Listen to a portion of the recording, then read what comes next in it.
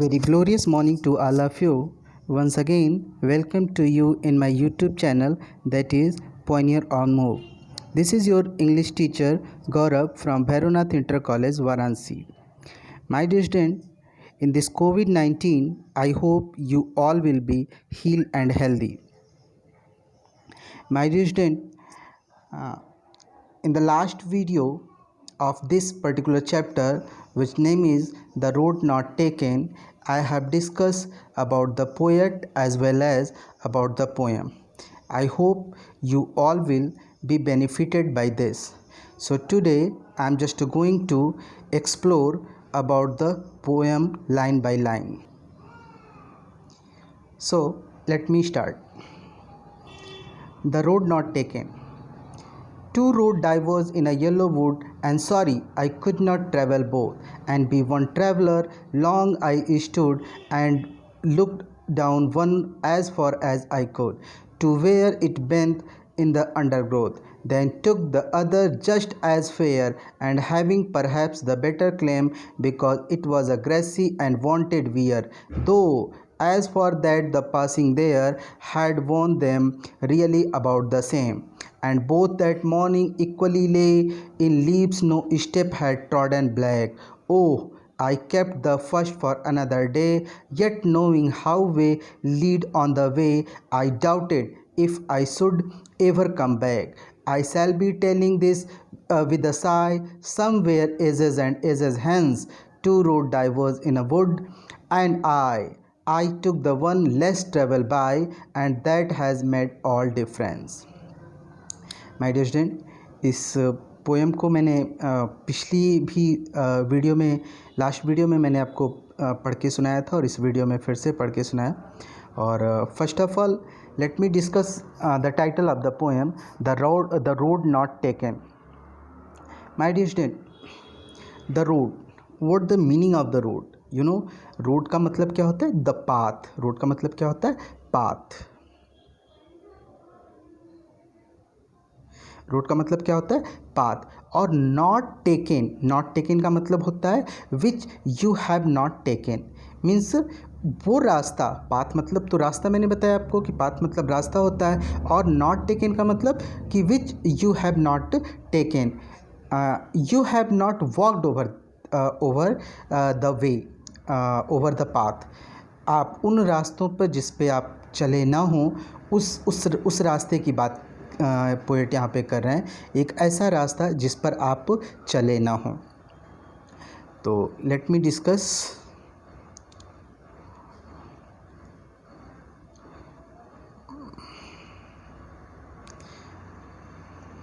ये मैंने आपको about the poet Robert Lee Frost के बारे में पिछली वीडियो में मैंने आपको बता दिया था कि रॉबर्ट ली फ्रॉस्ट का जन्म 1874 में सैन फ्रांसिस्को नामक एक अमेरिका के एक शहर में हुआ था, और इनकी डेथ 1963 में बोस्टन नामक शहर में हुई थी.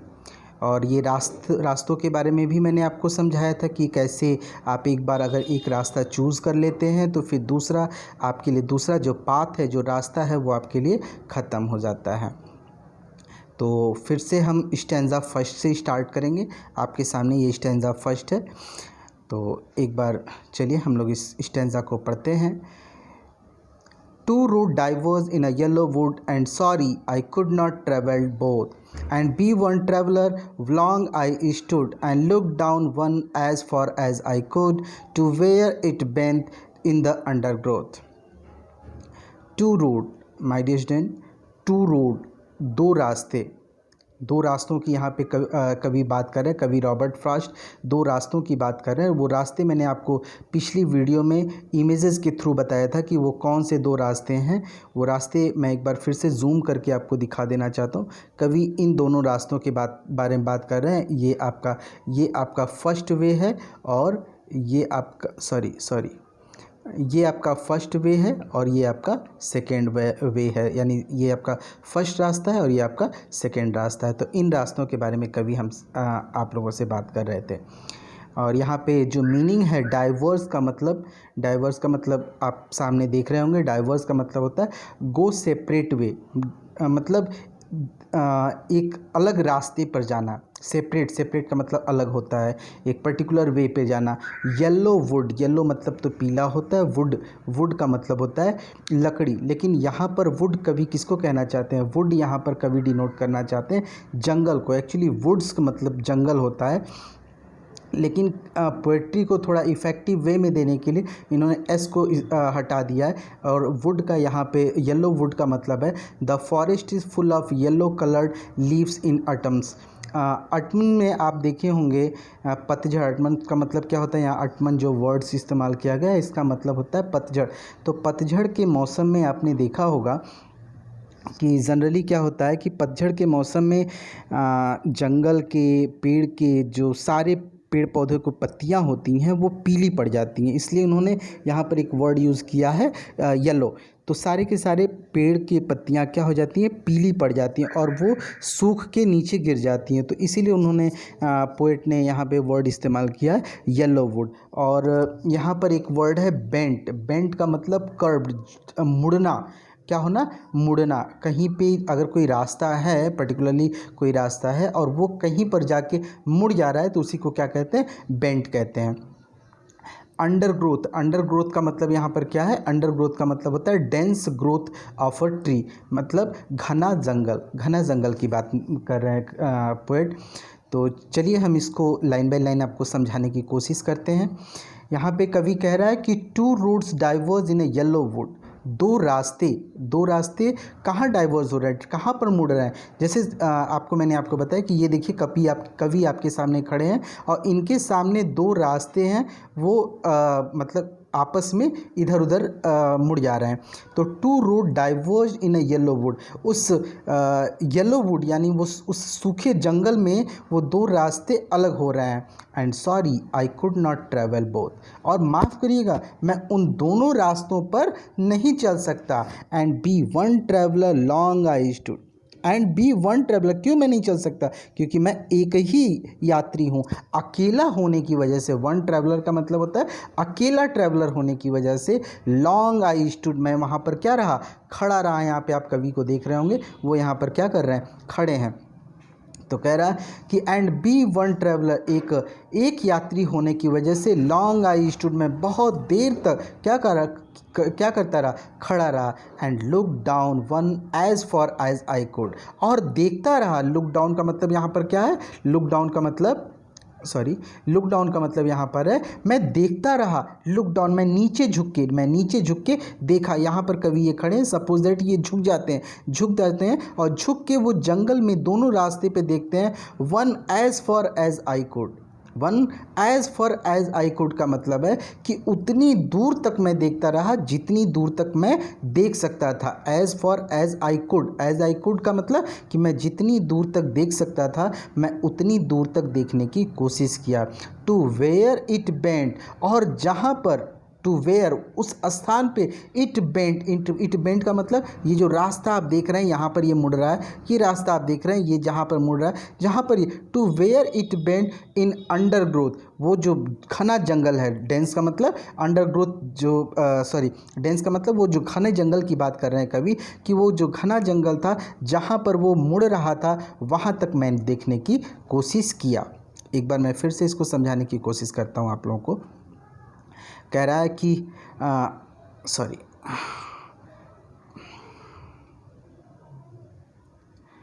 two road diverged in a yellow wood, and sorry I could not travel both, and be one traveler long I stood and looked down one as far as I could, to where it bent in undergrowth.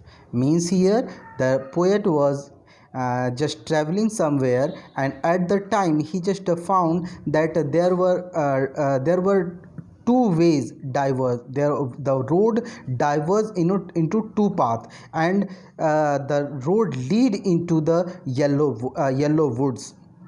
At that time he was confused that which path should he take, so that's why he stood and thinking, he started thinking that what he should to do. And finally when he did not understand that what he should to do or where he should to do, so he just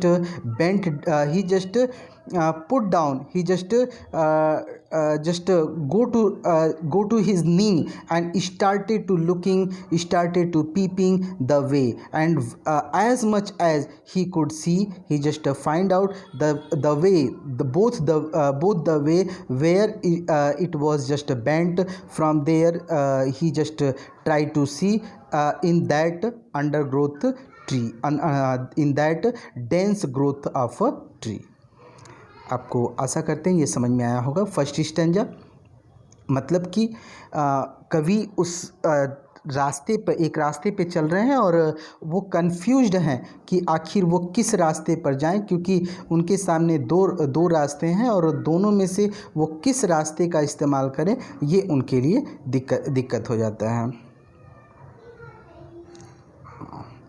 आइए इस first stanza की हम थोड़ा सा बात करें, इसके literary device की। लिटरेरी डिवाइस का my dear student, literary device यहाँ पे जो वर्ड हेडिंग मैंने दे रखा है, लिटरेरी डिवाइस का मतलब क्या होता है आप हिंदी में भी पढ़ेंगे, जितने भी काव्य हैं उसमें आप देखेंगे।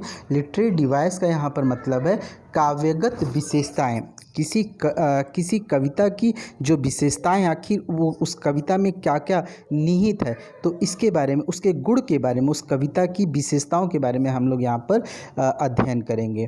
तो यहाँ पर पहला है two road diverse in a yellow wood and sorry I could not travel both and be one traveller long I stood and looked down one as far as I could to where it bent in undergrowth. यहाँ पर आप सबसे पहले heading देख रहे होंगे rhyming scheme. मैंने आपको लास्ट वीडियो में भी बताया था कि इसकी जो राइमिंग स्कीम है वो कैसी है।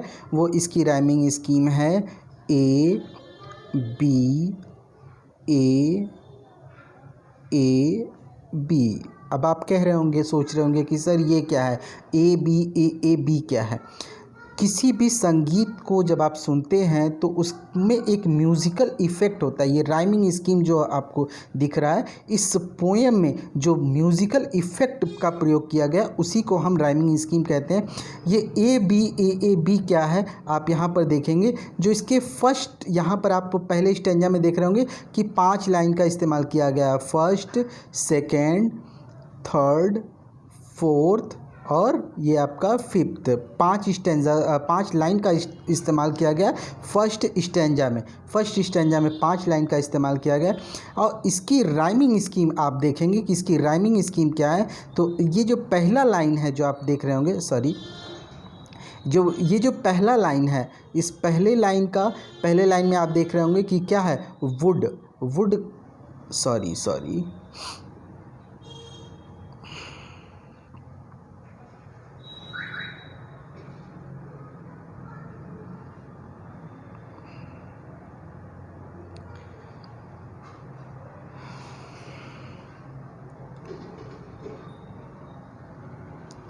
हाँ, तो ये जो पहली लाइन है इसमें पहला आपका वुड है और तीसरी लाइन में आप देखेंगे स्टूड और चौथी लाइन में कुड। डी सॉरी ये क्या हो जा रहा है आज। आप सभी लाइनों में देख रहे होंगे कि डी वर्ड इस्तेमाल हो जा रहा है। यहाँ पर भी आप देख रहे हैं डी आ गया, यहाँ पर भी डी आ गया और यहाँ पर भी। तो ये आपका क्या माना जाएगा, ये डी ये आपका ए माना जाएगा और इसे भी हम क्या मानेंगे, ए मानेंगे और इसे भी हम क्या मानेंगे, ए मानेंगे। तो ये तीनों का तीनों जो राइमिंग स्कीम की अगर हम बात करें तो ये आपकी ए हो गई। और ये जो सेकेंड लाइन है, सेकेंड लाइन में जो बोथ आया है और इस फिफ्थ लाइन में क्या आया है, ग्रोथ आया, बोथ ग्रोथ। थ क्या साउंड आ रहा होगा, तो इसको हम क्या मान लेंगे, इसको हम बी मान लेंगे। इसीलिए मैंने आपको बताया कि इसका जो राइमिंग स्कीम है वो क्या है, ए बी यानी ए बी, ये आपकी राइमिंग स्कीम है। होप आप सबको समझ में आया होगा।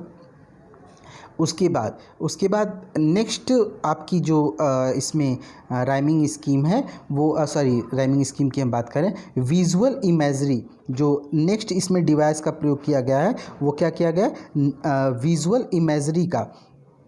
अब आप देखें ये विजुअल इमेजरी क्या होती है। विजुअल इमेजरी का मतलब होता है माय डियर स्टूडेंट, यहाँ पे वर्ड है विजुअल इमेजरी। विजुअल इमेजरी का मतलब होता है कि कविता को पढ़ते समय जो आपको आपके मन में जो कल्पना हो रही होगी, जो चित्र बन रहा होगा, उसी को हम क्या कहते हैं, विजुअल इमेजरी। तो यहाँ पर आप देख रहे हैं टू वर्ड्स की बात की जा रही है। टू वर्ड्स कौन से, वो दो रास्तों की बात की जा रही है। वो रास्ते कैसे हैं, वो ऑप्शंस के रूप में है, वो आपके चुनाव। जैसे आप आपकी लाइफ में मैंने बताया था कि आपकी लाइफ में भी कभी कभी दो रास्ते आते हैं कि आपको कौन सा रास्ता चूज़ करना है। जैसे मैंने बताया कि जब आप 10th पास कर लेंगे तो उसमें आपको दो पाथ मिलेंगे। आप या तो मैथ साइड चूज़ करेंगे, या तो बायोलॉजी साइड चूज़ करेंगे, और या फिर कॉमर्स साइड चूज़ करेंगे।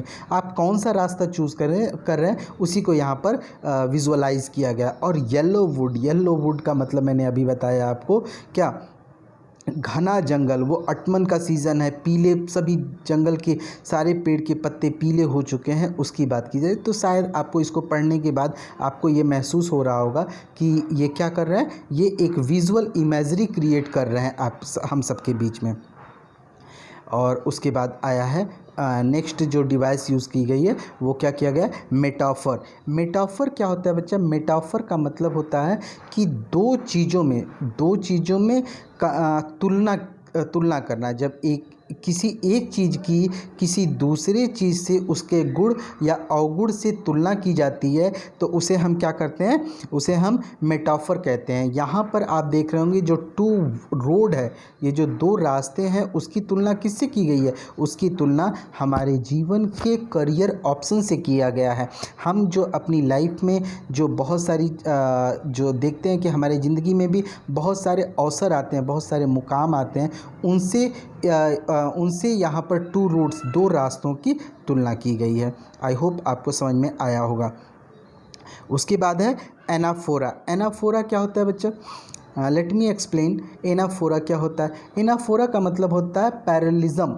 पैरेललिज्म का मतलब होता है समांतर। किसी भी चीज़ के, कोई चीज़ अगर समांतर चलती है तो उसे हम क्या कहते हैं, पैरेललिज्म होता है। ये एक एनाफोरा जो है ये ग्रामेटिकली इफ़ेक्ट डालने के लिए प्रयोग किया जाता है। ग्रामेटिकली इफ़ेक्ट डालने के लिए यानी जब आप कोई कविता पढ़ते हैं और जब कोई कवि अपनी कविता को लिखते समय वो ग्रामर को एक अलग तरह से ट्विस्ट करके लिखता है, उसे ही हम क्या कहते हैं, एनाफोरा। इस स्टैंजा में जो हम फर्स्ट स्टैंजा पढ़ रहे हैं, यहाँ पर आप देख रहे होंगे कि आपको सेकेंड लाइन में एंड का प्रयोग किया गया, थर्ड लाइन में एंड का प्रयोग किया गया, और फोर्थ लाइन में भी एंड का प्रयोग किया गया। यानी कंजक्शन, तीनों लाइनों में आप देख रहे होंगे कि कंजक्शन का प्रयोग किया गया। इसी को हम यहाँ पर क्या बोलेंगे, एनाफोरा। यानी लिटरेरी डिवाइस की अगर हम बात करें तो यहाँ 4 तरह की लिटरेरी डिवाइस यूज़ की गई। एक पहला आपका राइमिंग स्कीम हमने आपको बता दिया, समझा दिया। विजुअल इमेजरी को बता दिया। मेटाफर क्या होता है वो भी बता दिया, और एनाफोरा क्या होता है वो भी मैंने आपको समझा दिया। सो चलते हैं अब नेक्स्ट स्टैंजा की तरफ, that is a stanza number second stanza.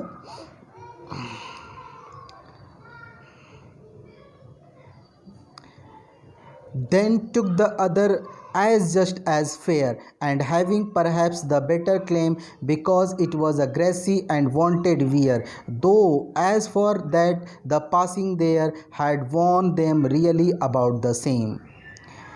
My dear student, मुझे ये लगता है थोड़ा सा ये चूँकि NCERT बुक में यहाँ पे ये PDF में शायद ये गलत हो गया है, ये एज़ यहाँ पर नहीं होना चाहिए। आप NCERT की बुक से मैच कर लीजिएगा। ये जो एज़ ये है ये सुपरफ्लूअस है, यहाँ पे एक एज़ एक्स्ट्रा यूज़ हो गया, ये एक ही एज़ है, तो आप उसको इस तरह से पढ़ेंगे। Then took the other just as fair, and having perhaps the better claim, because it was a grassy and wanted weir, though as for that the passing there had warned them really about the same। तो हम लोग meaning पे आते हैं कि इसकी meaning क्या कह रही है। As just as fair, just as fair इसका मतलब क्या है कि both the path looked similar, जो दोनों के दोनों जो रास्ते थे वो कैसे थे, वो एक जैसे थे। बोथ द पाथ जो दोनों के रास्ते थे वो दोनों के दोनों रास्ते, दोनों का रास्ता मैंने आपको बताया, ये एक रास्ता ये और एक रास्ता ये, दो रास्ते हैं और दोनों कैसे दिख रहे हैं, एक ही जैसे दिख रहे हैं। बेटर क्लेम, बेटर क्लेम का मतलब हुआ may be choose the better path. निश्चित रूप से हम जब कोई भी चुनाव करते हैं, कुछ भी जो काम करते हैं अपनी ज़िंदगी में भी, अपनी लाइफ में अगर हम कोई काम करते हैं तो हम हमेशा कोशिश हमारी यही रहती है कि हम वो काम अच्छे ढंग से करें और अच्छी चीज़ों को करें। हम कभी ये नहीं चाहते, कभी गलत रास्ते को अख्तियार नहीं करते हैं, कभी गलत चीज़ों को एक्सेप्ट नहीं करते हैं। तो कभी ने भी वो जो रास्ता चूज़ किया है वो उसकी निगाहों में वो अच्छा रास्ता है। और अगला वर्ड है वियर। वियर का मतलब होता है यूजेस, यहाँ पे मीनिंग भी साथ में दे रखा होगा। यूजेस, यूजेस का मतलब होता है कि उसको उपयोग करना, उसको यूज़ करना। वियर का मतलब यूजेस। और वॉर्न, लास्ट वर्ड है वॉर्न। मैं केवल आपको डिफ़िकल्ट वर्ड की मीनिंग ही बता रहा हूँ, बाकी होप आप सबको सारी वर्ड मीनिंग आ रही होगी। अगर फिर भी अगर आपको लग रहा होगा कि सर पर्टिकुलरली वर्ड का पर्टिकुलर मीनिंग आपको नहीं पता होगा तो आप मुझसे कमेंट बॉक्स में पूछ सकते हैं। वॉर्न का मतलब होता है डैमेज। डैमेज का मतलब उबड़ा खबड़ा, उबड़ खाबड़, यानी वो रास्ता ख़राब हो चुका है। So let me explain. Then took the other as just as fair. हम बार बार एज को इस्तेमाल करें, एज वर्ड नहीं है। देन टुक द अदर, मैंने फिर क्या किया, अदर दूसरे रास्ते को चूज़ किया। यहाँ पर आप दो रास्ते देख रहे होंगे कि आपके सामने दो रास्ते हैं, ये नंबर 1 है और ये नंबर 2 है। तो कवि कह रहा है कि देन टुक द अदर, उसके बाद मैंने क्या किया, उस दूसरे रास्ते को चूज़ किया। देन टुक द अदर का मतलब मैंने दूसरे रास्ते को चूज़ किया। एज जस्ट एज फेयर, वो उतना ही सिमिलर था, वो वैसा ही लग रहा था जैसा कि फर्स्ट वन। यानी यहाँ पर आप देख रहे होंगे कि जो पहला रास्ता है जैसा ये दिख रहा है वैसा ही ये दूसरा रास्ता, दोनों रास्ते कैसे दिख रहे हैं, एकदम एक जैसे दिख रहे हैं। देन टुक द अदर, मैंने तब क्या किया, दूसरे रास्ते को, कवि ने दूसरे रास्ते को इस्तेमाल किया। एज जस्ट एज फेयर, जैसा वो पहले जैसा ही दिख रहा था, यानी जैसा पहला रास्ता दिख रहा था वैसा ही कवि को दूसरा रास्ता भी दिखता है। And having perhaps the better claim, और कह रहा है कि एंड हैविंग परहैप्स, परहैप्स का मतलब होता है शायद, परहैप्स का मतलब यहाँ पर शायद। And having perhaps the better claim, और शायद मैंने अपने जाने में जानबूझकर, मुझे जैसे लगा कि शायद मैंने जो चूज़ रास्ता किया है वो बेटर क्लेम, बेटर क्लेम का मतलब होता है कि मैंने जो रास्ता चूज़ किया वो शायद पहले वाले से अच्छा रास्ता चूज़ किया। यानी मेरे हिसाब से वो जो पहला रास्ता था, जो दूसरा रास्ता जो मैंने चूज़ किया वो अच्छा था। बिकॉज, क्यों अच्छा था भाई, कह रहा है क्यों, बिकॉज इट वॉज ग्रेसी, क्योंकि वो क्या था, हरा भरा था। यहाँ ये रास्ते को आप देख रहे होंगे, ये हरा भरा, ग्रेसी मतलब जो जिस पे घासें जमी हो, वो हरा भरा था। एंड वांटेड वियर, और क्या चाह रहा था कि उस पर कोई चले। वांटेड वियर का मतलब वो चाह रहा था, वांटेड का मतलब तो आप जानते ही होंगे, वांटेड मतलब चाहना, और वियर का मतलब यूज़ करना, उस पर कोई, उसको कोई यूज़ करे। क्यों, बिकॉज, क्योंकि इट वॉज ग्रेसी, वो जो रास्ता था वो हरा भरा था। एंड वांटेड वियर, और उस पर वो चाहता था कि उस पर कोई चले। Though as for that the passing there, और यद्यपि कि though as for that the passing there, जैसे जैसे मैं आगे बढ़ा, had worn them really about the same, तो मुझे पता लगा, हैड वॉर्न, जैसे जैसे मैं आगे बढ़ा, कह रहा है कि दो, यहाँ पर देखें ये लाइन मैं समझा रहा हूँ आपको, though as for that the passing there, जैसे जैसे, दो यद्यपि कि, as for that the passing there, जैसे जैसे मैं इस रास्ते पर आगे बढ़ा, had worn them really about the same, तो मुझे पता पड़ा कि वो भी रास्ता, जो ये रास्ता है वो उतना ही डैमेज है एज अबाउट द सेम, जैसा कि ये पहला वाला जो मेरा रास्ता था, जैसा ये पहला वाला रास्ता जैसा कि ये पहला वाला रास्ता मेरा ऊबड़ खाबड़ था, डैमेज था, वैसा ही मेरा ये दूसरा वाला रास्ता भी था। माय डियर स्टूडेंट, यहाँ पर कवि ये कहना चाह रहे हैं कि पहले रास्ते में जितनी ज़्यादा उनको पता था कि इस रास्ते पे बहुत सारी मुश्किलात हैं, बहुत सारे प्रॉब्लम्स हैं, तो उन्हें लगा कि जो दूसरा रास्ता है निश्चित रूप से वो उनके लिए अच्छा होगा। बट जैसे जैसे वो आगे बढ़े वैसे वैसे उन्हें लगा कि नहीं, दूसरे रास्ते में भी उतनी ही मुश्किल है जितना कि पहले रास्ते में। इसीलिए उन्होंने कहा about the same. About the same का मतलब पहले जैसा। यानी कहने का तात्पर्य यह है कि जैसे हम ज़िंदगी की राह में जो भी रास्ता चूज़ करते हैं तो हमें ये लगता है कि नहीं, ये रास्ता मेरे लिए ईजीएस्ट होगा, ये रास्ता मेरे लिए आसान होगा, लेकिन ऐसा नहीं है। हम जो भी रास्ता, हर रास्ते में, हर मंजिल को पाने के लिए, चाहे जो भी आपने रास्ता अख्तियार किया, हर मंजिल को पाने में आपको निश्चित रूप से कठिनाइयों का सामना तो करना ही पड़ेगा। तो इसको मैं थोड़ा सा और कोशिश करता हूँ समझाने की। Then took the other as just as fair and having perhaps the better claim. My dear student, in the path of poet he found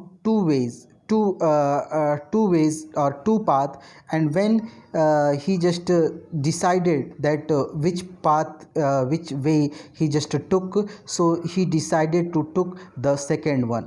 And why he just decided to took the second one? Because he saw that the second way, the second path was having full of grocery, and also he just find out that no one still has just used that path, so that's why he decided to use the second one.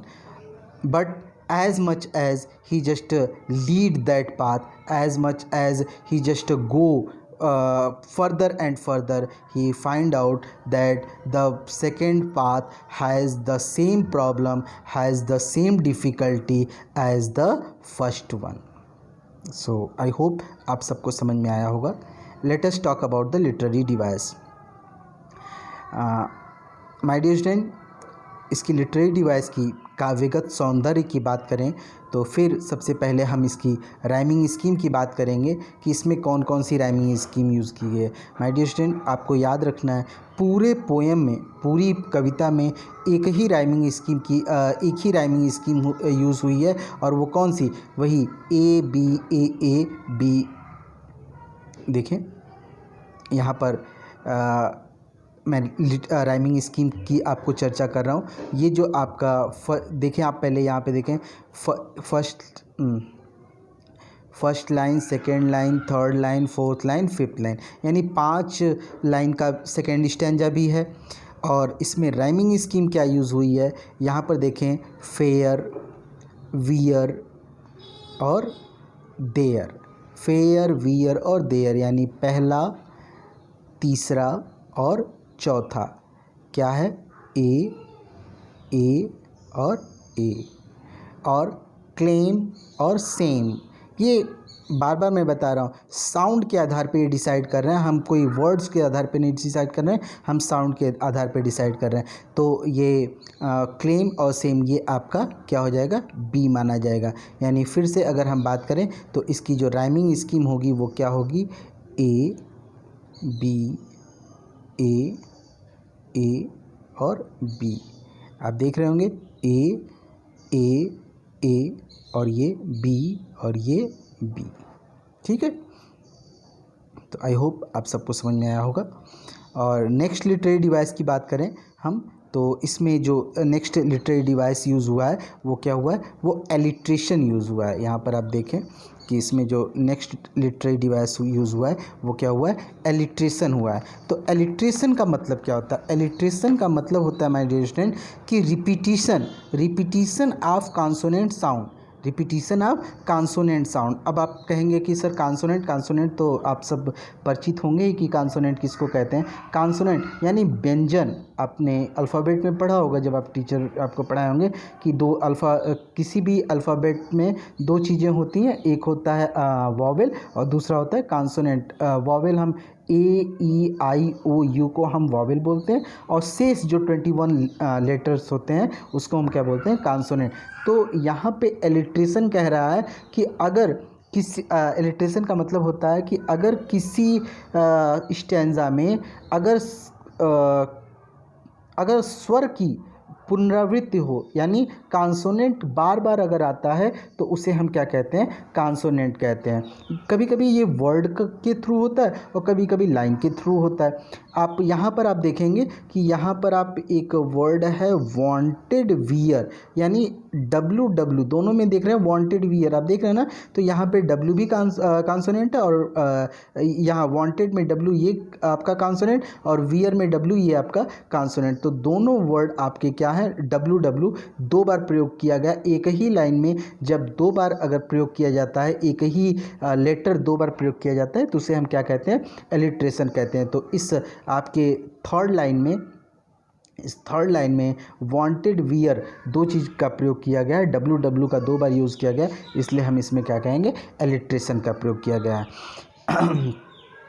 और alliteration का एक जगह और प्रयोग किया गया, आइए हम आपको दिखाते हैं। ये आपकी फोर्थ लाइन है, आपको दिख रहा होगा, ये आपकी फोर्थ लाइन है। इसमें आप देखेंगे दाउ, दैट, द, देयर। फिर से आप देखें, दाउ, दैट, द, देयर, ये आपके क्या है, एलिट्रेशन है। यानी द एक ही लाइन में द का कई बार प्रयोग किया गया, तो इसे हम क्या कहते हैं, इसे हम एलिट्रेशन कहेंगे। उसके बाद है हमारा इसके बाद विजुअल इमेजरी की अगर हम बात करें तो इसमें विजुअल इमेजरी का प्रयोग किया गया है। विजुअल इमेजरी कहाँ पर प्रयोग किया गया, ये देखें आप, ये देखें, ग्रासरी और वांटेड वियर।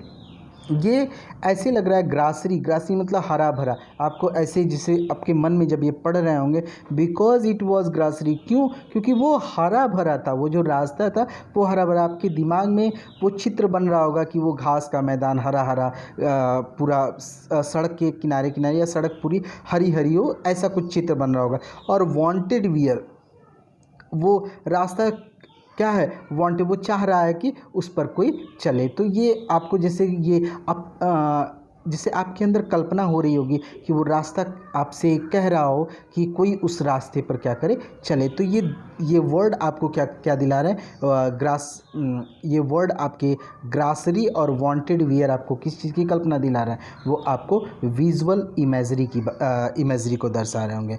नेक्स्ट हम आते हैं पर्सोनिफिकेशन क्या होता है माय डियर स्टूडेंट। ये जितना भी मैं बता रहा हूँ, चाहे एलिट्रेशन, चाहे पर्सोनिफिकेशन, चाहे सिमली, ये सब के सब फिगर ऑफ स्पीच हैं।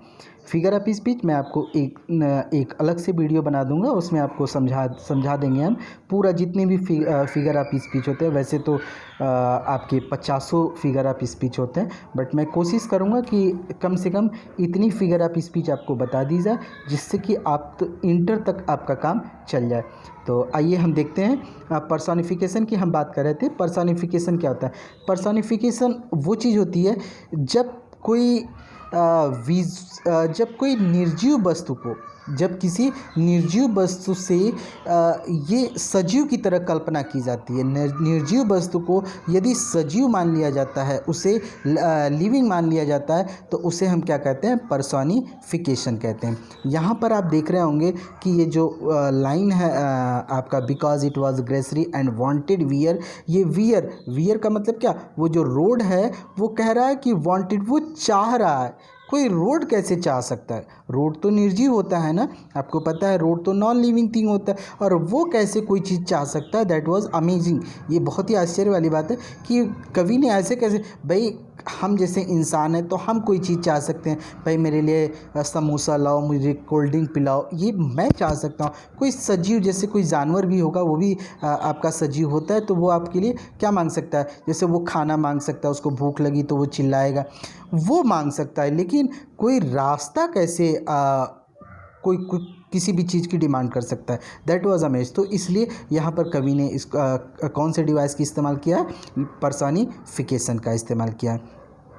और लास्ट हम आते हैं यहाँ पर, लास्ट जो फिगर ऑफ स्पीच का या लिटरेरी डिवाइस का इस्तेमाल किया गया वो क्या है, सिमिली। जो मैंने आपको पोएम पढ़ाते समय जब सेकेंड स्टैंजा मैं आपको पढ़ा रहा था तभी मैंने आपको बताया था कि ये एज जो है वो क्या है, आपका सुपरफ्लूअस है, जस्ट एज फेयर। ये आपको मैं सिमिली पहले थोड़ा सा समझा दूं कि सिमिली क्या होता है। माय डियर स्टूडेंट, जब किसी चीज़ की किसी दूसरे चीज़ से तुलना की जाती है, जैसे अभी आपको मैंने फर्स्ट स्टैंजा में समझाया था कि मेटाफर, किसी चीज़ की किसी दूसरे चीज़ से कंपेयर किया जाता है तो वो क्या होता है, वो मेटाफर होता है। मेटाफर और सिमिली में क्या अंतर होता है? आप कहोगे कि सर मेटाफर में भी एक वस्तु की या एक किसी भी चीज़ की दूसरे चीज़ से तुलना की जाती है और सिमिली में भी एक चीज़ की दूसरे चीज़ से तुलना की जाती है। तो अंतर क्या होता है?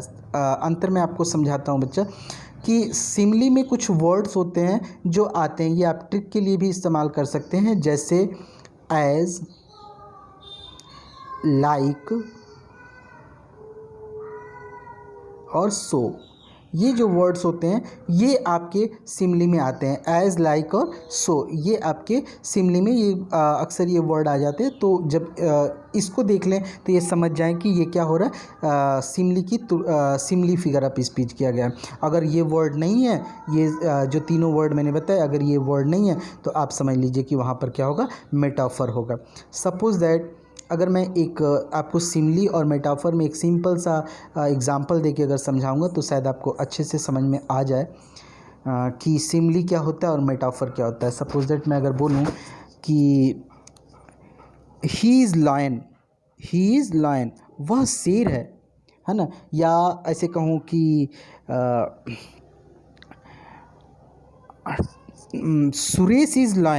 Suresh is lion, someone is there, his name is Suresh, कि कोई है उसका नाम सुरेश है और हम कह रहे हैं कि सुरेश इज़ लायन, तो सुरेश शेर है। सुरेश शेर हो सकता है? सुरेश तो शेर हो नहीं सकता।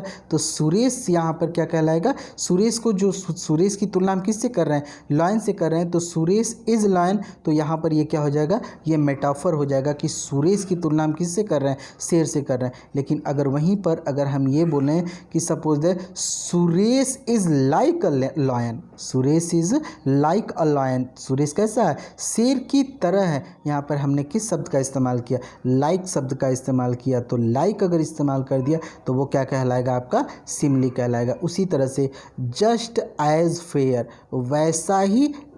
वैसा ही सुंदर, मतलब दोनों रास्तों की आपस में तुलना कर रहा है। और वर्ड कौन से वर्ड का इस्तेमाल किया, एज शब्द का इस्तेमाल किया, इसलिए हम यहाँ पर इसको क्या बोलेंगे, सिमिली कहेंगे। आई होप आपको सेकेंड स्टैंजा भी समझ में आया होगा। Let us move to the third stanza. This one is the third stanza, let us move. And both that morning equally lay in leaves no step had trodden black.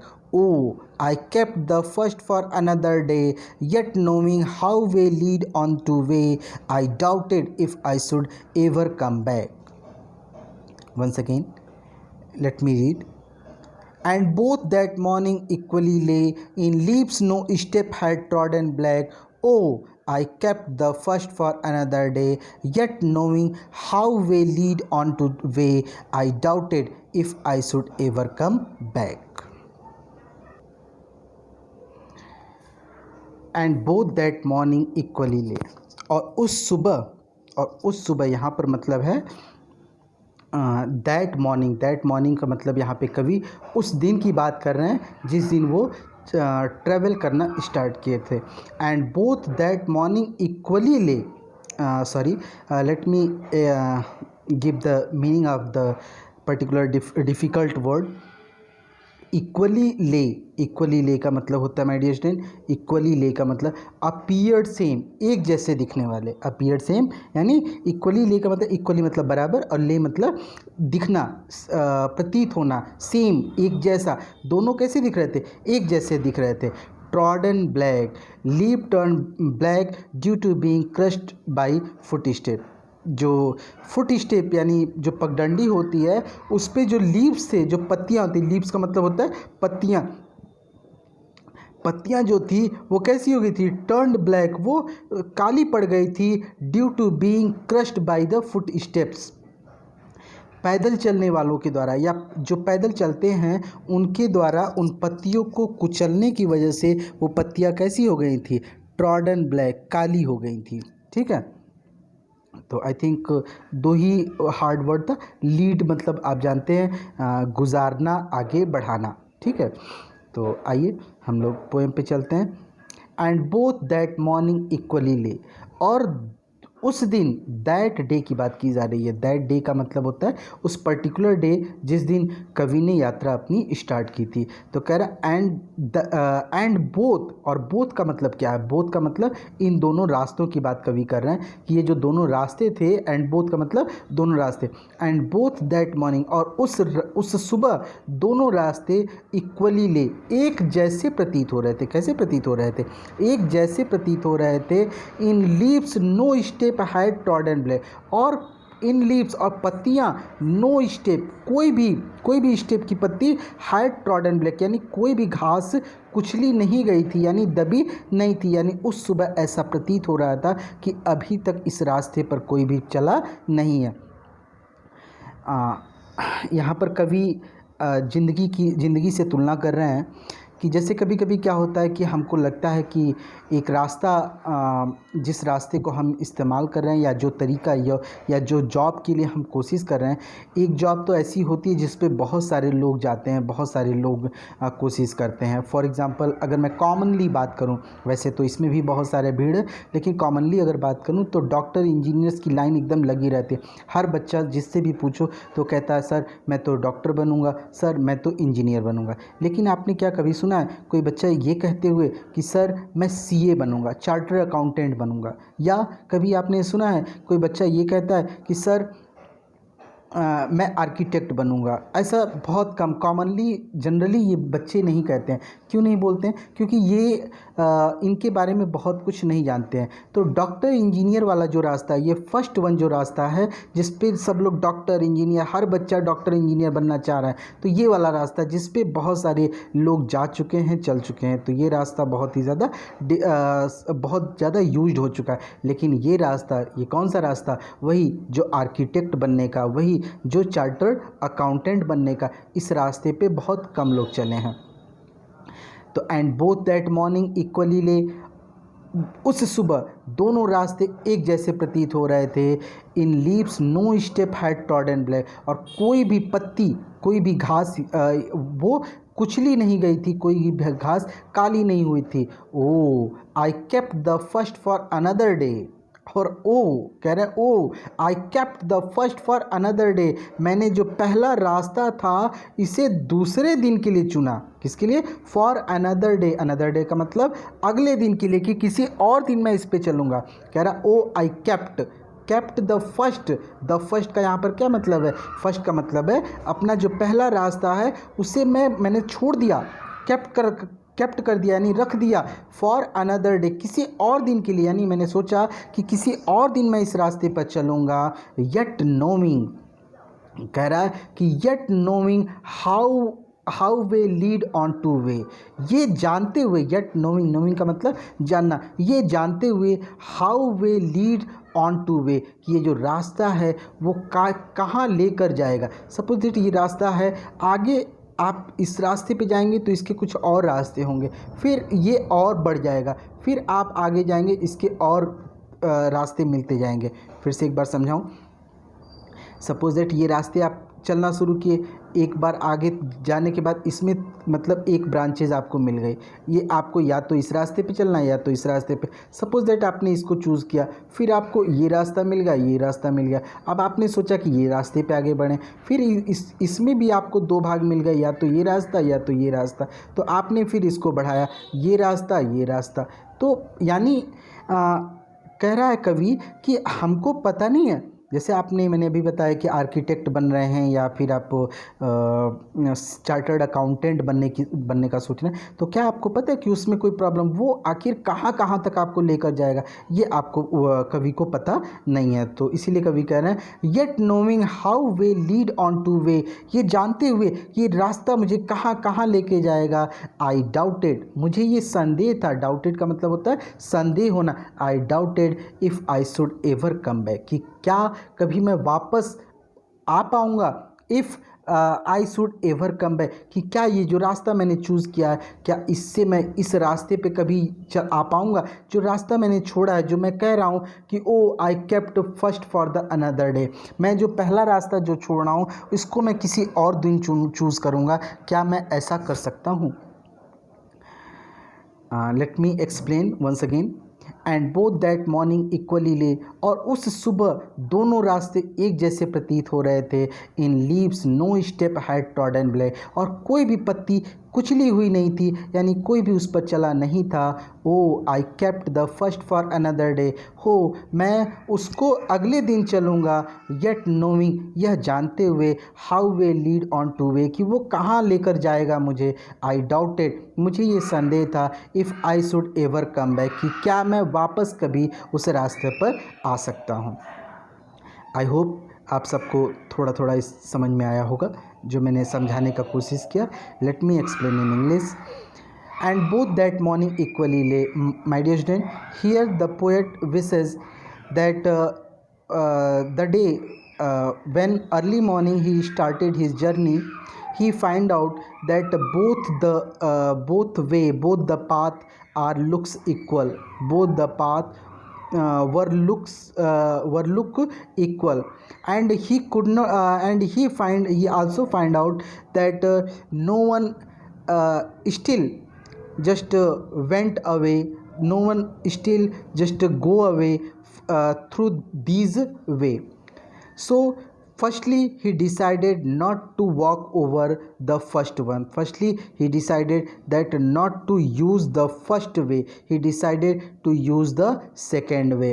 And as he decided that he just lead the second way, he knows that this path just took him so many difficult way, so many different way, and he just doubted, he at that time he just doubted whether he should come back once again for his first one or not. So this is the dilemma of the poet. He is in the dilemma whether he could kept his promise or not, that what is the promise, that he should take the first one for the another day. Once when he said that I kept the first one for the another day, he is in the dilemma now that whether he could take the first one any time or not, he could take the first way in any time or not. This is the dilemma of the poet. So I hope आपको समझ में आया होगा। अब हम literary device की बात करते हैं। तो राइमिंग स्कीम फिर से वही, कौन सी, A B A A B, ये आपका आप राइमिंग स्कीम देख रहे होंगे, ये आपका ए कहलाएगा। ले, डे और वे, ये आपका ले, डे और वे आपका ए कहलाएगा राइमिंग स्कीम। और ब्लैक और बैक, ब्लैक बैक, ये आपका क्या कहलाएगा, बी कहलाएगा। तो आपको मैंने राइमिंग स्कीम बता दी, A B A A B, ये आपकी राइमिंग स्कीम हर जगह चलेगी, सभी में चलेगी। उसके बाद आपका नेक्स्ट आ जाते हैं ऑनोमोटोपोइया। ऑनोमोटोपोइया क्या होता है? ऑनोमोटोपोइया जो आपका लिटरेरी डिवाइस है, ये फिगर ऑफ स्पीच है। ये ऑनोमोटोपोइया का मतलब होता है मेरे प्यारे बच्चों कि जब आप पोएम को लिखते या बोलते समय जब उसमें साउंड प्रोड्यूस हो, साउंड प्रोड्यूस करने वाले वर्ड, साउंड प्रोड्यूस करने वाले वर्ड जैसे आप इस्तेमाल करते हैं आह, हुर्रे, वाओ, ये सब जो आप इस्तेमाल करते हैं, ये आपके अगर यह शब्द आपके इसमें आ जाता है क्या नाम है पोएम में, तो वो क्या कहलाता है, ऑनोमोटोपोइया कहलाता है। तो यहाँ पर ये जो वर्ड ओ है, ओ यहाँ पर क्या कहलाएगा, ऑनोमोटोपोइया कहलाएगा। उसके बाद विजुअल इमेजरी की बात करें, इस पोएम में क्या विजुअल इमेजरी है, यहाँ पर आप देखेंगे, यहाँ पर आप in leaves no step had trodden black, कोई भी पत्ती नो स्टेप, कोई भी पत्ती नो स्टेप, उस पर कोई चला नहीं था। हैड ट्रॉडन ब्लैक यानी उसको कोई काला भी नहीं किया गया, काला नहीं किया था, यानी वो अभी दबा कुचला नहीं था। ये आपको पढ़ने के बाद ही लग रहा है जैसे मानो कि हम क्या कर रहे हैं, हम किसी मतलब वो इमेज हमारे सामने ही बन जा रही है कि कोई उस घास को जैसे कुचला ना हो, उसको दबाया ना हो। तो यहाँ पर ये जो लिटरेरी डिवाइस है विजुअल इमेजरी, ये इस पोएम को पढ़ने के बाद हमें पता चल रहा है कौन सी लाइन में, in leaves no step had trodden black. तो आपको शायद ये भी स्टैंजा समझ में आ गया होगा। Let us move to the fourth stanza, that is stanza number 4। I shall be telling this with a sigh. Somewhere ages and ages hence, two road diverged in a wood, and I took the one less trouble by, and that has made all difference. Once again, I shall be telling this with a sigh. Somewhere ages and ages hence, two road diverged in a wood, and I took the one less travel by, and that has made all the difference. Let us come to the hard word sigh. Sigh means long breathe. Sai का मतलब क्या होता है, long breath. आप लंबी जो सांस लेते हैं, long deep breath which can be heard. Sai का मतलब क्या होता है, लॉन्ग डीप ब्रीथ, एक लंबी सांस, ऐसी सांस जिसको आप क्या कर सकें, सुन सकें। लॉन्ग डीप ब्रीथ, एक गहरी लंबी सांस विच कैन बी हर्ड, जिसको क्या किया जा सके, सुना जा सके, उसको हम क्या कहते हैं, साई। और यहाँ पर हैंस, हैंस का मतलब क्या है, रिजल्ट, एज अ रिजल्ट। क्या हैंस का मतलब, कॉन्सिक्वेंस, परिणाम, रिजल्ट। कॉन्सिक्वेंस को भी जानते हैं, कॉन्सिक्वेंस का मतलब भी क्या होता है, परिणाम होता है, रिजल्ट होता है, और हैंस तो है ही वर्ड। फिर लास्ट जो डिफ़िकल्ट वर्ड है, made all difference, something which has a lot of effect on the result, यानी कुछ ऐसा जो बहुत सारा परिवर्तन अपने आप में रखे, उसे हम क्या कहते हैं, मेड ऑल द डिफरेंस। कोई चीज़ ऐसी जो आप में बहुत ज़्यादा परिवर्तन कर दे, उसी को हम क्या कहते हैं, made all the difference. So let me explain. कह रहा है I shall be telling this with a sigh, मैं ये सब जो कह रहा हूँ, कवि कह रहा है कि ये सब जो मैं कह रहा हूँ विद अ साई, एक गहरी सांस लेके, एक लंबी सांस, एक आह भर के कह रहा हूँ, एक आह भर के कह रहा हूँ। I shall be telling this with a sigh, एक लंबी सांस लेके मैं कह रहा हूँगा।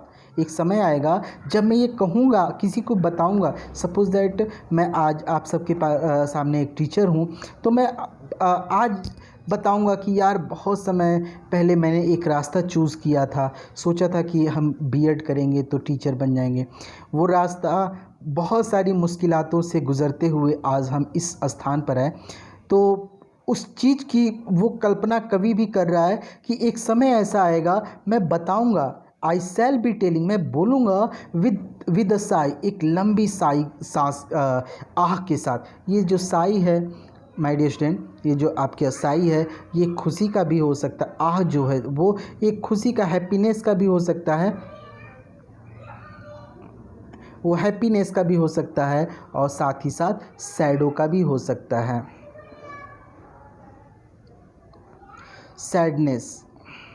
सैडनेस का भी हो सकता है। आई होप, सॉरी ये थोड़ा सा इधर आ गया, ओके। सो कह रहा है I shall be telling with a sigh, somewhere ages and ages hence, और समवेयर मतलब समवेयर कहीं पर, एजेस एंड एजेस हैंस काफ़ी समय बाद, एजेस एंड एजेस यानी काफ़ी समय बाद, बहुत दिनों बाद, बहुत समय बाद, हैंस वो जो परिणाम है, वो जो रिज़ल्ट है, उसको मैं एक लंबी सांस लेकर बोलूँगा। फिर से यहाँ पे आप लाइन देखें, ये जो सेकंड लाइन अगर आप पहले इस्तेमाल करें और फर्स्ट लाइन बाद में, तो आपको और अच्छे से समझ में आएगा। Somewhere ages and ages hence, कई सालों बाद, कई दिनों बाद, कई वर्षों बाद मैं इस चीज़ को बताऊंगा, विद द साई, कैसे एक आह भर के, एक वो आह कैसी भी हो सकती है, वो अगर मैं सफल हो गया तो वो आह खुशी की होगी कि आज मैं सफल हो गया। और अगर वो आह, अगर वो चीज़ मैंने कोई गलत रास्ता, अगर मैं सफलता नहीं प्राप्त किया तो वो आह जो होगी मेरा दुख का होगा, अफसोस का होगा कि मैंने हाय ये कौन सा रास्ता चूज़ कर लिया।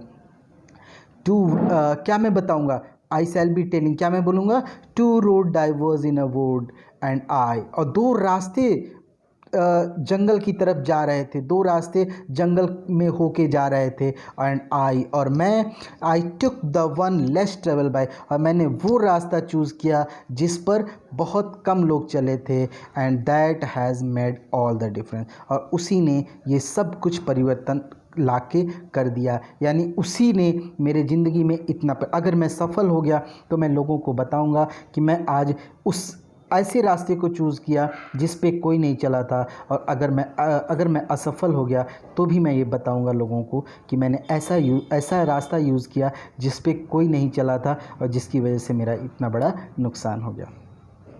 तो एक बार मैं फिर से इसको समझा देता हूँ। I shall be telling this with a sigh, somewhere ages and ages hence, two road diverse in a wood and I took the one less travelled by, and that has made all the difference. I shall be telling this with a sigh, मैं एक लंबी सांस लेके बताऊँगा, somewhere ages and ages hence, कई सालों बाद इस परिणाम को बताऊँगा, two road diverse in a would, वो दो रास्ते जो जंगल में जा रहे थे, and I took the one less travelled by, और मैंने वो रास्ता चूज़ किया जो बहुत कम चला गया था, and that has made all the difference, और उसी ने ये सारा का सारा मेरी ज़िंदगी में इतना सब कुछ परिवर्तन सिर्फ़ और सिर्फ उसी की वजह से हुआ।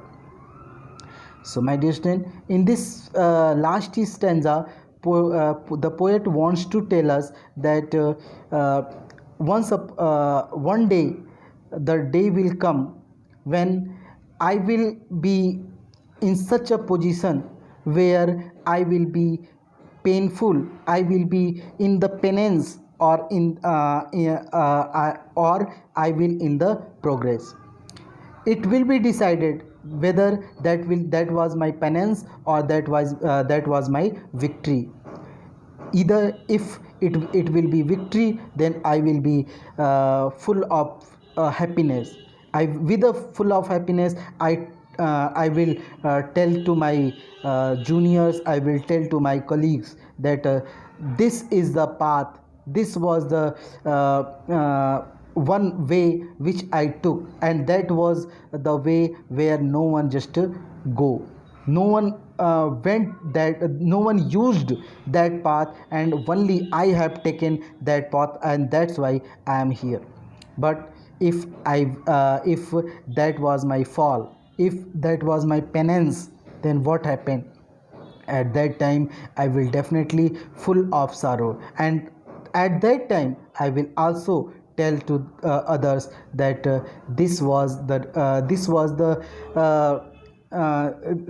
the reason I am now on this worst condition. The way which I took that time, and that time, that was fortunate for me, that was misfortunate for me. That will be just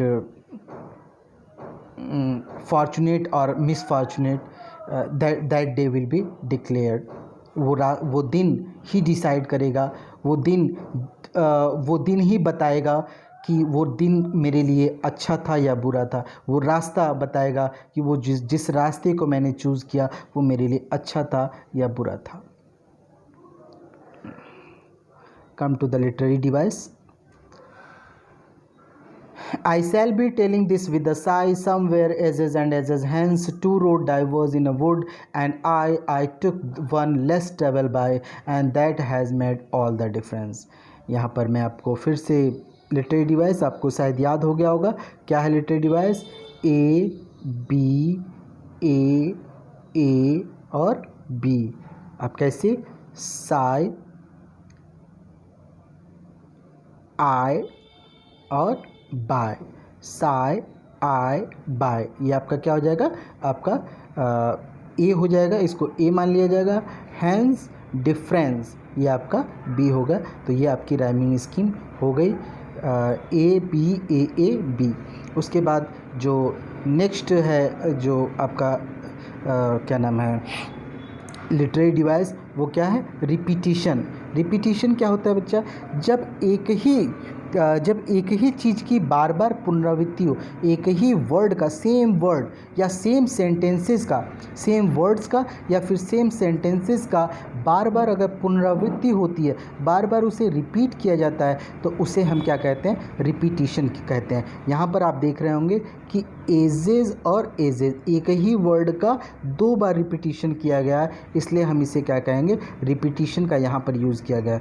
और sentence का भी कभी कभी use हो जाता है, एक ही sentence को बार बार यूज़ किया जाता है, तो वहाँ पर भी हम उसको क्या कहते हैं? उसको रिपीटिशन कहते हैं। तो आप शायद देख रहे होंगे, यहाँ पर आपको मैं दिखाऊँ, ये वर्ड है two road diverse in a wood. Two road diverse in a wood, याद है आपको? ये कहाँ पर यूज़ हुआ था? याद है आपको? जो फर्स्ट स्टैंजा, अब मैं आपको दिखा रहा हूँ फर्स्ट स्टैंजा, ये देखिए, ये आपका फर्स्ट स्टैंजा, लेट अस कम कम कम, ये देखिए आपका, ये तो है फर्स्ट स्टैंजा। हाँ, ये फर्स्ट स्टैंजा। हाँ, पहली लाइन आपको याद होगी, ये देखिए, two road diverse in a yellow board. अभी चौथी स्टैंजा में क्या आ गया? ये जो येलो है, यही वर्ड नहीं आया है, केवल वह। तो तब भी हम मानेंगे कि पूरा का पूरा ये जो लाइन है वो तो इस्तेमाल की है, पूरा सेंटेंस जो है वो तो इस्तेमाल किया गया। इसीलिए हम इसको बोलना है कि इसमें क्या यूज़ किया गया? रिपीटिशन का इस्तेमाल किया गया है। Two road diverse in a yellow wood, two road diverse in a yellow wood. तो यहाँ पर आप देख रहे होंगे, अब आपको समझ में आ गया होगा। 2 चीज़ें मैंने बताई कि एजेस का इस्तेमाल वर्ड यूज़ किया गया, 2 वर्ड का एक बार इस्तेमाल किया गया, और ये पूरा का पूरा देखिए लाइन जो इस्तेमाल किया गया, two road diverse in a wood. यहाँ पे इन अ वुड के पहले येलो शब्द का नहीं इस्तेमाल किया गया, उसकी जगह पे क्या इस्तेमाल किया? And I. तो भी इसको क्या कहेंगे? रिपीटिशन कहेंगे। और लास्ट जो है वो सिम्बोलिज़म। सिम्बोलिज़म यहाँ पे जो लास्ट लिटरेरी डिवाइस है वो क्या है? सिम्बोलिज़म। सिम्बोलिज़म यहाँ पे कैसा प्रयोग किया गया माय डियर स्टूडेंट? सिम्बोलिज़म आप देख रहे होंगे, टू रोड्स, यहाँ पे ये जो रोड है, ये रास्ते, कैसे रास्ते की बात की जा रही है? यहाँ पे ज़िंदगी के 2 राहों की बात की जा रही है। ज़िंदगी में जो 2 राह आते हैं, आप कौन सा रास्ता यूज़ करें, कौन सा रास्ता आप चलें, कौन सा रास्ता आपके लिए बेटर होगा, कौन सा रास्ता नहीं। यहाँ जंगल के उन रास्तों की नहीं बात की जा रही, ये एक सिंबॉलिकल मीनिंग है। यहाँ पे जो आप कवि का जो एक कल्पना है, जो आप हर फिगर में देख रहे होंगे, यहाँ पे जो कवि ने इन जो रास्तों की बात की है, ये आपका फर्स्ट वन और ये सेकेंड वन, वो केवल और केवल क्या है? एक उनका सिंबॉलिकल मीनिंग है। एक्चुअली वो ये जो कवि हैं वो सिर्फ ये कहना चाह रहे हैं कि ज़िंदगी में 2 रास्ते आते हैं, बहुत सारे रास्ते आते हैं, 2 ही क्या, बहुत सारे रास्ते आते हैं, उसमें हमको चूज़ करना होता है कि कौन सा रास्ता हमारे लिए सही है और कौन सा रास्ता नहीं। चलिए, तो मैंने अपनी कोशिश की आपको समझाने की इस पोएम को। लास्ट में हम थोड़ा सा इसकी समरी को देख लेते हैं कि कवि क्या कहना चाहते हैं। होप आप सबको समझ में आएगा। Ultimately, that is the only conclusion of the chapter. The poet was walking down the woods. कवि कहाँ चल रहा है? जंगल में चल रहा है। When he faced the option of a 2 different path, जब उसे उसकी लाइफ में the poet was walked down over the the poet was walking down the woods. कवि जंगल में चल रहा है। when he faced, जब उसे सामना करना पड़ता है, the option of 2 different path, कैसा किस चीज़ का सामना करना पड़ता है? 2 डिफरेंट रास्तों का सामना करना पड़ता है। और कह रहा है कि he could not walk down both, और वो दोनों रास्तों पे तो नहीं चल सकता, दोनों रास्तों पे तो वो नहीं चल सकता। He inspected the path till where it was visual under the dense tree to determine which one was better. कह रहा है कि ही इंस्पेक्टेड का मतलब क्या होता है? उसने निरीक्षण किया, द पाथ, रास्ते का उसने परीक्षण किया, टिल तब तक वेयर इट वॉज विजुअल, कहाँ तक परीक्षण किया, जहाँ तक वो देख सकता था, जहाँ तक उसे दिख रहा था। विजुअल का मतलब उसे दिखाई पड़ना। अंडर द डेंस ट्रीज, कह रहा है कि उस घने जंगल में, डेंस का मतलब होता है घना और ट्रीज का मतलब पेड़, उस घने जंगल में जहाँ तक उसे दिखाई दिया वहाँ तक उसने देखने की कोशिश की। टू डिटरमाइन, यह निश्चित करने के लिए, डिटरमाइन मतलब निश्चित करने के लिए, विच वन वॉज बेटर, कि कौन सा रास्ता, उन दो रास्तों में से कौन सा रास्ता सही है।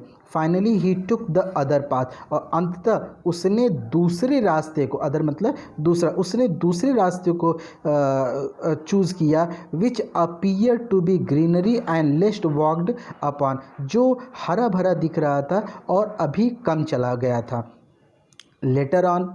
Later on after walking a few step, और बाद में कुछ कदम चलने के बाद, ही रियलाइज्ड, उसे ये एहसास होता है, that both our path were similar, उसे ये एहसास होता है कि दोनों के दोनों जो रास्ते हैं वो एक जैसे हैं। And this one was also worn out, और यह भी जो रास्ता है वो भी क्या हो चुका है, ऊबड़ खाबड़ हो चुका है, पूरा का पूरा टूट चुका है। ही रियलाइजेज, उसे महसूस होता है, उसे एहसास होता है, that his decision of walking down the other path some other day would never materialise as one path lead to another.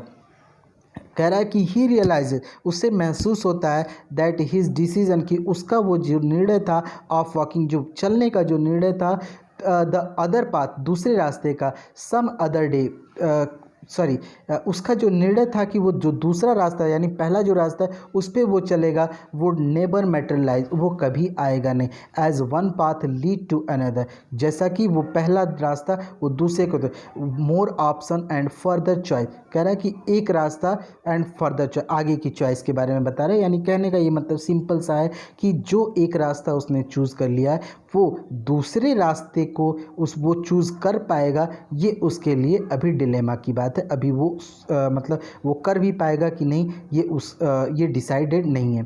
And so on. The privilege of going back to the previously left path would never be available to him, वही बात मैंने आपको बताई कि the privilege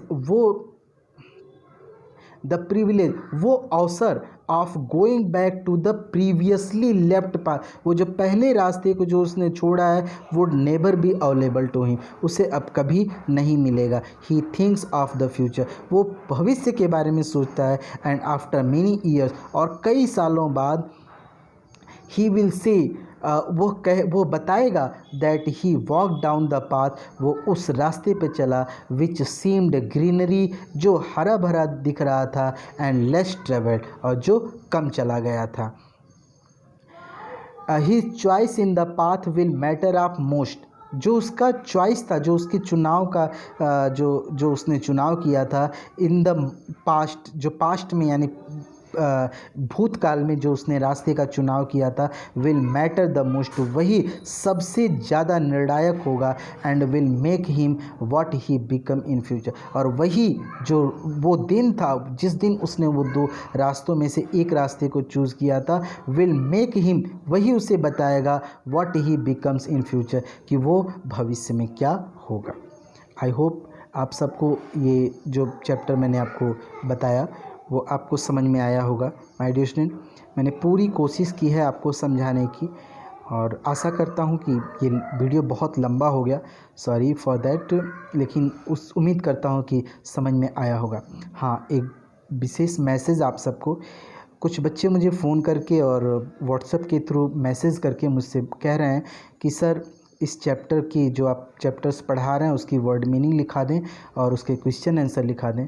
तो my dear student, वो तो मैं कर सकता हूँ, लेकिन मैं चाहता हूँ कि थोड़ी बहुत मेहनत आप भी करें, क्योंकि आप देख रहे हैं लगातार 1 घंटा 1.5 घंटा लगातार बोलना किसी टीचर के लिए दैट इज़ क्वाइट डिफ़िकल्ट, थोड़ा सा डिफ़िकल्ट है।